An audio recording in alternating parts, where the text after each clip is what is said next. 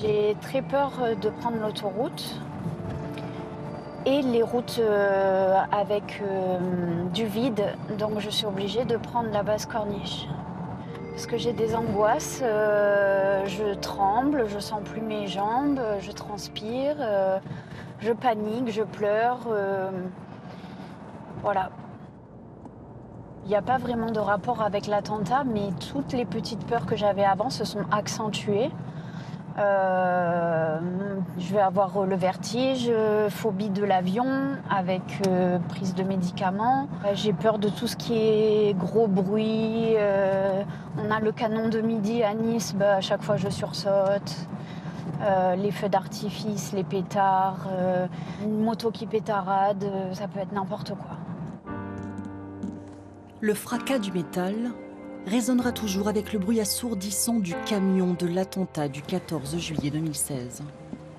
Ce soir-là, promenade des Anglais, il a fini sa course tout près de Carole Chantelot.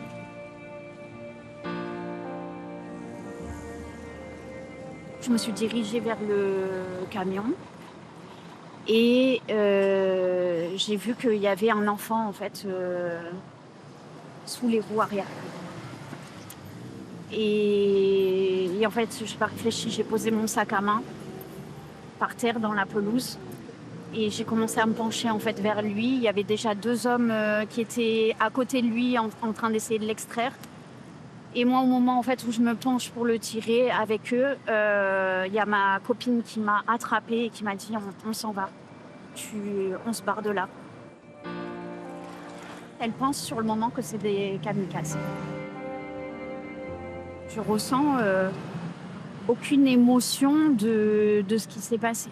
Encore aujourd'hui, tout ce qui va aussi se rapprocher de la tristesse, du mal-être, etc. Je suis complètement coupée de toutes ces émotions-là. Là, aujourd'hui, ce qui me reste, c'est des flashs. C'est comme des photographies, en fait. Et je pense que c'est mon cerveau qui se protège. Comme si Carole avait laissé une partie de son âme sur cette promenade des Anglais, il y a 10 ans.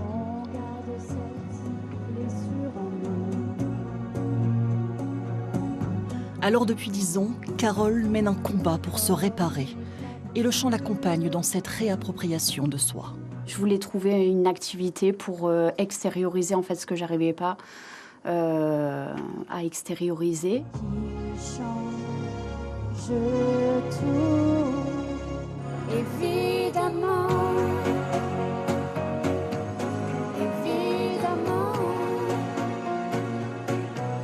On prie encore pour des bêtises, comme des enfants. Mais pas comme avant.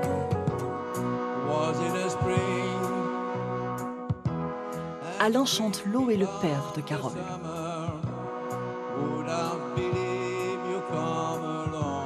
C'est aussi pour chanter avec lui qu'elles seront chaque semaine dans ce studio de Monaco. Vu les événements qui se sont passés, elle est bien obligée de les digérer. Donc elle le fait à sa façon. Bon, c'est peut-être pas facile pour elle, mais je pense qu'elle s'y prend du bon. Elle a pris le bon chemin pour le faire. Ouais. Fuir le bruit, l'agitation du centre-ville est vite devenue urgent. Carole a déménagé sur les collines de Nice-Nord. Quand je suis arrivée ici après l'attentat, je cherchais pas seulement une maison, en fait, je cherchais un refuge.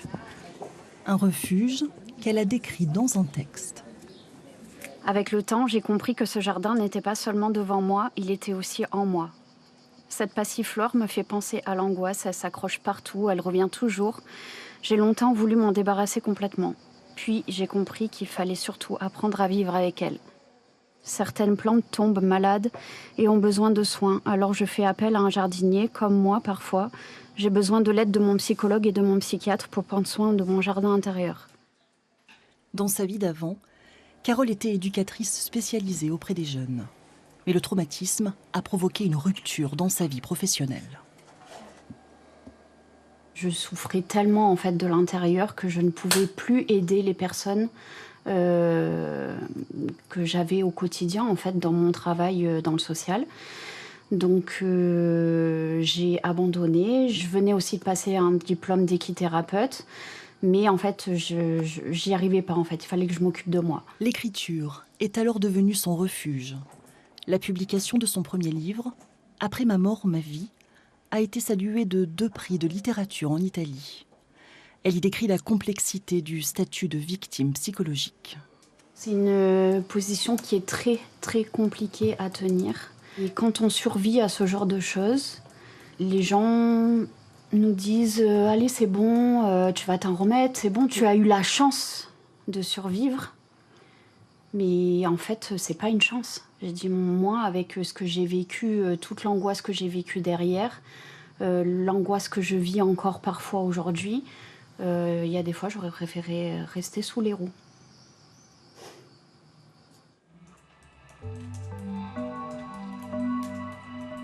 Mais son livre est aussi le témoin de ses petites et grandes victoires. Je suis peut-être pas résiliente totalement, mais en tout cas, je suis sur le bon chemin. Je suis retournée dans mon ancien métier, dans le social, et c'est quelque chose qui m'anime, parce que je m'occupe aujourd'hui notamment de personnes migrantes. Et c'est des personnes qui ont traversé la Méditerranée, qui ont vécu des psychotraumas. Et moi, étant passée par là aujourd'hui, je pense être capable de pouvoir les accompagner au mieux. Et rien que ça, en fait, ça me fait du bien, en fait. Chacune des étapes de sa résilience est aussi écrite sur sa peau. Comme ces fleurs d'orchidées qui fleurissent autour d'une hirondelle, symbole de vie après la mort.